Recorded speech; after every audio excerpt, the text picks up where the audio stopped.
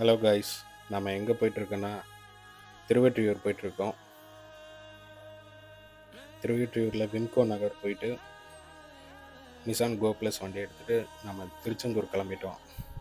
திருச்செந்தூரில் சிதறம் லாட்ஜில் ரூம் ஒன்று போட்டிருக்கோம். நைட்டு அங்கே ஆல்ட் ஆகிட்டு ரூம் நீட் அண்ட் க்ளீனாக இருந்தது.